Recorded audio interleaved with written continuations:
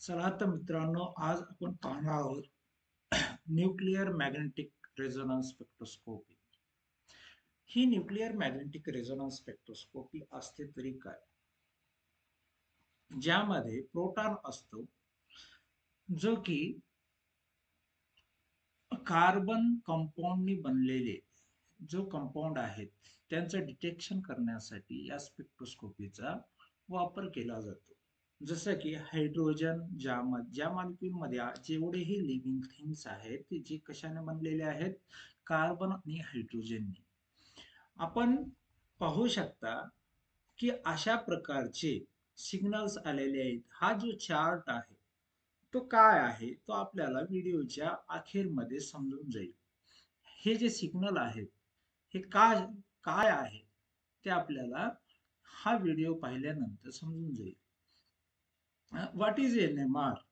NMR म्हणजेच nuclear magnetic resonance, जो की जो मेडिसिनल किंवा आपण प्रॅक्टिसमध्ये MRI ऐकतो, तो मुळीचा न्यूक्लिअर मॅग्नेटिक रेझोनन्स आहे. पण ड्युरिंग कोल्ड वॉर काय झालं की न्यूक्लिअरचा शब्द ऐकला की सर्वांच्या मनात भीती बसायची, म्हणून मॅग्नेटिक रेझोनन्स इमेजिंग असा शब्द दिलेला आहे. MRI याची टेक्निक काय आहे तर न्यूक्लिअर मॅग्नेटिक रेझोनन्स हा स्पेक्ट्रम देतो आणि मॅग्नेटिक रेझोनन्स हा इमेजिंग देतो, इमेज तयार करतो. दोघांची टेक्निक सारखीच आहे.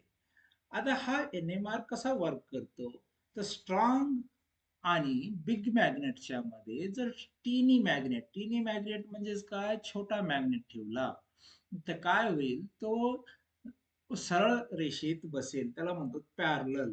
नॉर्थ पोल कडे साऊथ पोल आणि साऊथ पोल कडे नॉर्थ पोल, याला म्हणतो पॅरलल स्पिन. जर आपण त्याला काही एनर्जी लावून, एक्सटर्नल एनर्जी लावून त्याला जर उलट फिरवलं तर त्याला म्हणायचं अँटी पॅरलल, जो की हायर एनर्जेटिक असतो, जो मोर एनर्जी रिक्वायर करतो. पॅरलल आणि अँटी पॅरलल.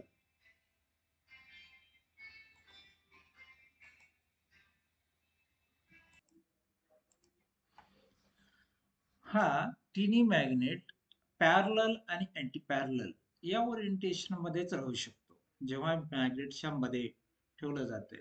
अँटी पॅरलल आणि पॅरलल हा मॅग्नेट ठरवतो किती स्ट्रॉंग मॅग्नेट आहे, आणि यामधला गॅप, एनर्जी गॅप हा सिमिलर असेल नॉर्थ पोल कडे साऊथ पोल, साऊथ पोल कडे नॉर्थ पोल, तर तो पॅरलल म्हणून ओळखला जातो. आणि बाहेरची एनर्जी दिल्यानंतर, फिजिकल एनर्जी दिल्यानंतर किंवा रेडिएशन दिल्यानंतर त्यामध्ये फ्लिप होतं, त्यालाच म्हणतो ती एनर्जी घेऊन अँटी पॅरलल दिशेत प्रोटॉन्स येतात, आणि त्यालाच आपण म्हणतो रेझोनन्स. एक पर्टिक्युलर एनर्जीचीच रेडिएशन ते ऑब्झर्व करतात आणि ते इमिट करतात, त्याचेच नंतर स्पेक्ट्रामध्ये रूपांतर होते.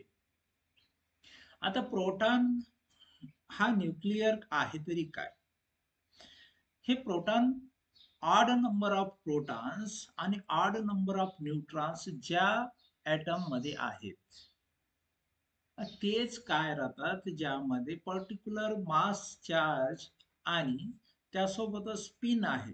जी ही बॉडी स्पिन करते ती एका प्रकारचे मॅग्नेटिक फील्ड तयार करते, त्याला म्हणतो इंड्युस्ड मॅग्नेटिक फील्ड. आता C13 आणि H1NMR, जो की आपण H1 ला प्रोटॉन NMR स्पेक्ट्रोस्कोपी म्हणून ओळखलं जातो, आणि C13 हे ऍक्टिव्ह आहेत, ज्यामध्ये एक प्रोटॉन आहे. पण जेव्हा आपण ओव्हरऑल कार्बनचा विचार करतो तेव्हा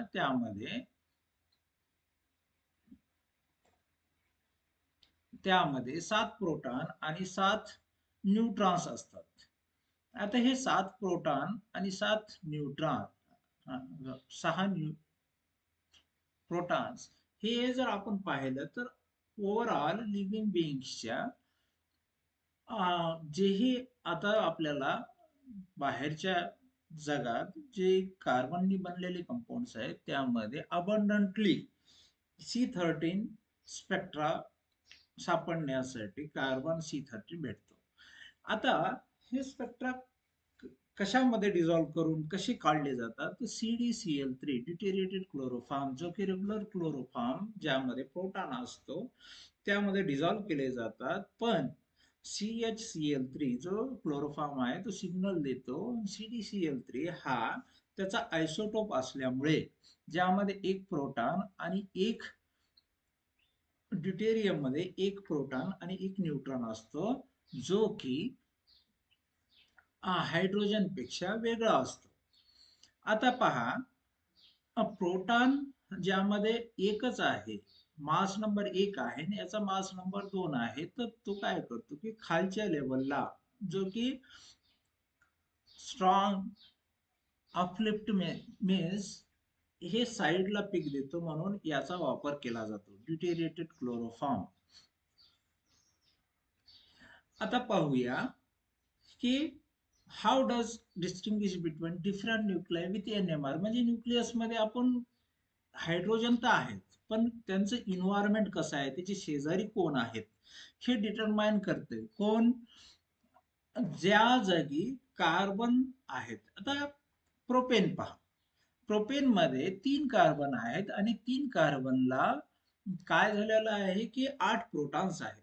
C1 प्रोटॉनवर 3 आहेत, तर C3 प्रोटॉनवर 3 आहेत आणि C2 वर 2 प्रोटॉन अटॅच आहेत, जे की 3 प्रोटॉन एक इथिल ग्रुपला अटॅच झालेले आहेत. सेंटरचा 2 हायड्रोजन अटॅच आहेत आणि मिथिलला अटॅच आहेत. पण शेवटचे 2 कार्बन जे की आयडेंटिकल आहेत, पाहू शकता आपण, CH3 आणि इकडे एक CH3 आहे. म्हणजेच यांचं वातावरण कसं आहे, ते सेंटर मधल्या C आणि 2H लाच अटॅच आहेत, म्हणून ते 6ही प्रोटॉन C1 चे आणि C3 चे सिमिलर आहेत. तर यामध्ये किती टाईपचे प्रोटॉन आहेत, 2 टाईपचे. आता हा जो कंपाऊंड आहे ज्यामध्ये किती कार्बन आहेत, 6. आता तुम्ही पाहू शकता C1 आणि C3 काय आहे, 6 प्रोटॉन आहेत, पण ते सिमिलर आहेत, एकाच कार्बनला अटॅच असल्यामुळं, म्हणून इथं 5च कार्बनचे इन्व्हायरमेंट आपल्याला सिग्नल मध्ये किंवा स्पेक्ट्रा मध्ये भेटू शकतं. C2 हा वेगळा आहे, C4 ला अटॅच असलेले प्रोटॉन्स वेगळे आहेत आणि C6 ला अटॅच असलेले प्रोटॉन्स वेगळे आहेत. आता तुम्ही पाहू शकता C1 आणि C3 चा कलर सारखा आहे, म्हणून 4 हायड्रोजन इन्व्हायरमेंट जे दाखवलेलं आहे. कारण की C5 ला एकही प्रोटॉन नाही, म्हणून किती टाईपचे प्रोटॉन्स आहेत त्याच्यामध्ये, 4 टाईपचे प्रोटॉन्स आहेत. हे आपल्याला स्पेक्ट्रोस्कोपी मध्ये. आता कशा प्रकारे हे इन्व्हायरमेंट जे आहे ते NMR पीक साठी आपण याला डिटेक्ट करू शकतो. 6 प्रोटॉन आणि 7 न्यूट्रॉन असलेला कार्बन